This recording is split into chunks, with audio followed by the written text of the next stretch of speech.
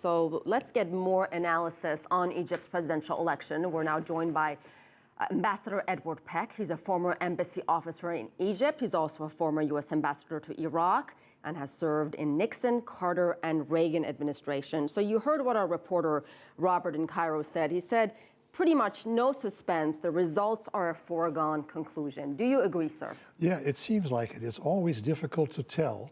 Pardon me, but it seems, one of the nice things about democratic elections is there's a chance that you can lose, as we've seen around the world.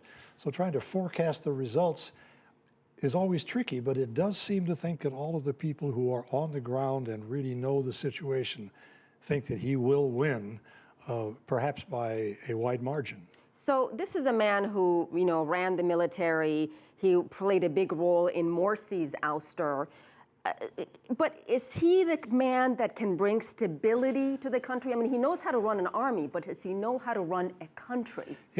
There are similarities, of course, and he's had a lot of practice in dealing with the military, which, as you may remember, had some splits in it when they were trying to get rid of Mubarak a few years ago.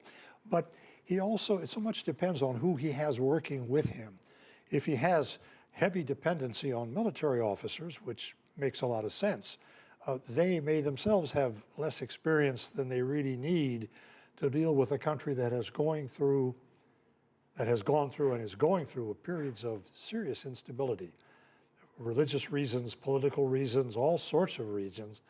And to bring it back together is going to require a gift that he may have acquired when he was head of the military, because there is a lot of management experience that comes out of people who have succeeded in that kind of work. Let's talk about Egypt's largest opposition group, Muslim Brotherhood. How much support do they still have in the country, and what does this election really mean for them? There is probably one of the key questions, well phrased. What does it mean for them? The Ikhwan, the Brotherhood, has been up and down over the decades in Egypt, popular and less popular. There was a time not too long ago when it really seemed that they were going to be in charge for a while, and then Mr. Sisi took care of that. And they will be distressed, depending to a very large degree on how they're treated. This is what puts it back in the hands of the president. Can he work with conciliation? Can he work with flexibility and openness and so forth, or at least give that impression politically? And if he does those sorts of things, then the Ikhwan, the Brotherhood, will be less contentious probably than they would be otherwise. But here's the problem, or potential problem. Both candidates have said that, Brotherhood will be out. They will not consider the Brotherhood to even be part of this.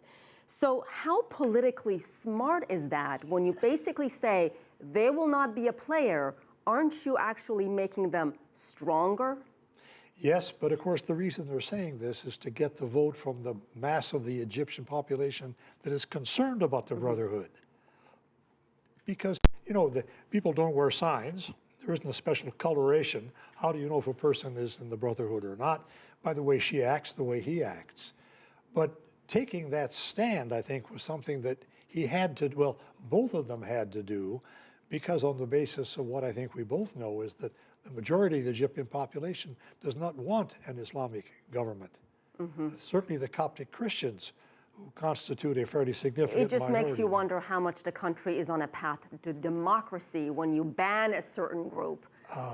Yes. That's the tough question. It's a tough question, and of course, even in the United States, we've had leanings in that direction for one reason or another at specific times in the country's history, when ethnic groups were placed on a lower pedestal, if you will, than they had been before, and perhaps after. But the only thing that you can count on, only thing that you can hope for, is that the people who are going to be in charge have some understanding of how to deal with these things, probably a better understanding than I have, for example. But it's a touchy situation, and it can go either way. That's what makes it of such importance now, given where the country is and what the country is. Strategically so important. Thank you so much, Ambassador Peck. We appreciate your perspective. My pleasure.